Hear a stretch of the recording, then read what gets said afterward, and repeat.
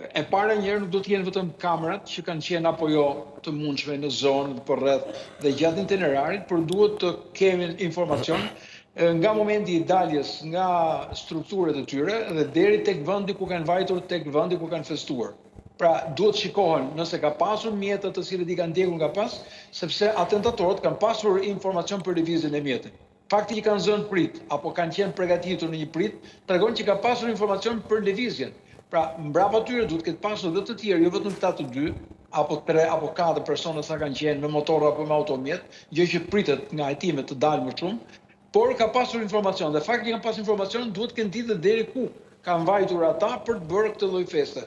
Sepse nuk besoj se rastësisht po prisnin dhe ky automjet bën një itinerar të përditshëm. Qose një itinerar i përditshëm një automjet, atëherë themi zgjedh prit në një moment caktuar që mund të ketë një itinerar, siç është rasti i Tiranës së Re për atë biznesmenin që merr në mobilet. Pra dini itinerarin, e dini ku do e prisim dhe ai momenti shërbeu për të ngritur pritën për të bërë ekzekutimin. A mundet Ky nuk ka qenë një itinerar i zakonshëm i këtij automjeti. Ka qenë fes, pra ka qenë diçka e shkëputur. Pra kanë pasur informacione, kanë ndjekur, kanë ngritur pritën, por dikush tjetër dhe disa të tjerë me siguri që të angazhuari kanë pasur mundësinë e komunikimit me telefon apo me mjete të tjera për të treguar që objekti po hyl apo i afrohet një zonë të caktuar ku kanë menduar ishte më e përshtatshme për mungesë kamerash për të bërë ekzekutimin. Me qartë, pra e kanë studiuar shumë mirë thuhet e rën, po diku ka çaluar. Shumë mendoj të paktën kështu në sjell analiza ime, analiza ime, që nuk është rastësi me që pan targën edhe ju vun nga mbrapa për të bërë ekzekutimin. Se jo çdo rast shkon me automjetin e tij, për shembull, edhe kur ka pasur raste të atentateve që kanë eliminuar, viktima që ka qenë objekt nuk ka qenë në automjetin e tij, ka qenë me automjet tjetër. Edhe prapë kanë pasur mundësi ta eliminojnë. Kanë qenë një rast me një Volkswagen në Mosgaboj, por nuk ka qenë automjet i tij, ka qenë një automjet i një personi tjetër. Mi që jemi këtu, në cilën orë ka ndodhur pak a shumë? Cila ka qenë ora që ka ndodhur? Atentati në Lezhë? Jo, atentati këtu flasë. Jo, rreth orës 21:50 minuta, nëse nuk gaboj, pra rreth orës 10:10, diçka e tillë. 10:10. Mbrëmje që është një zonë edhe errët këtu, sepse nuk ka ndriçim. Po, mendon që mund të ketë qenë ndoshta edhe një dyshim i atentatorëve se mund të ketë qenë në përdorim automjeti nga sipërmarrësi dhe jo nëse flasim për këtë pistë. Pra nëse qëndrojmë tek pista që thua ti, softa që mund të jetë për shkak edhe të profilit apo të sipërmarrësit në fjalë. Këtu rezervohen për shkak të ndjeshmërisë së ngjarjes. E qartë, e kuptoj. Por thash, nëse do ketë pista, janë dhe këto 2 pista të tjera. Po themi, mund të jetë gjobvënie, mund të jenë duke parë subjektet, ka problematika, sepse gjithmonë, po themi, subjektet kësaj natyre, të shërbimeve të kësaj natyre, kanë patjetër dhe konkurrenca apo kanë dhe ndërhyrje, të cilët i kryejnë të kanë armiqësira. Pista të mundshme për të hetuar, nuk vej atë objektin kryesor. Objektin kryesor e përcakton grupi hetimor, i cili patjetër duke pasur më shumë informacione drejton tek pista kryesore, por pa anashkaluar dhe pista të tjera.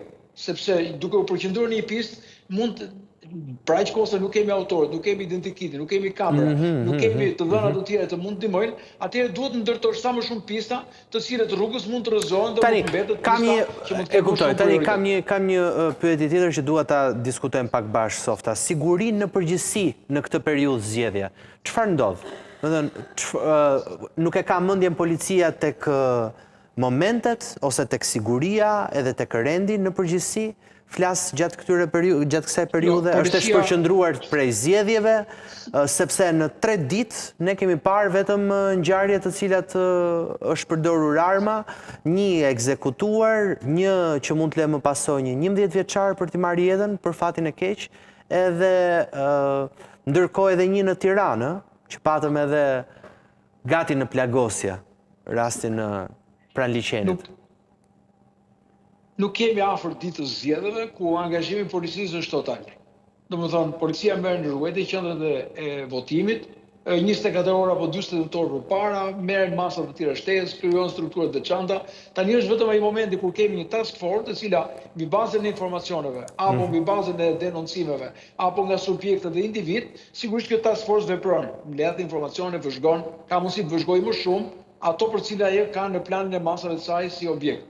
Pra nuk është policia tani e angazhuar totalisht, po themi, vetëm e pjesën përveç rasteve të mitingjeve, ose kur personazhe të rëndësishëm si që janë lideri opozitës, lideri i pozitës, partitë kryesore, parlamentare, kanë aktivitete, në ato raste ka angazhim të strukturave që merren me mbarvajtjen dhe sigurinë e saj.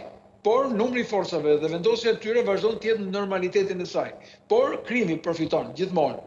Në rastet e festave, kemi thënë, i kanë përdorur në fund vitit, gjatë periudhës që kemi sezonin, po dhe në rastet e angazhimeve politike, duke menduar dhe duke gjetur një lloj mundësie që mund të ketë një shpërqendrim ndoshta tek rendi dhe tek siguria e strukturave përkatëse. Mirë, të falenderoj shumë Softa që ishin bisede dhe bëm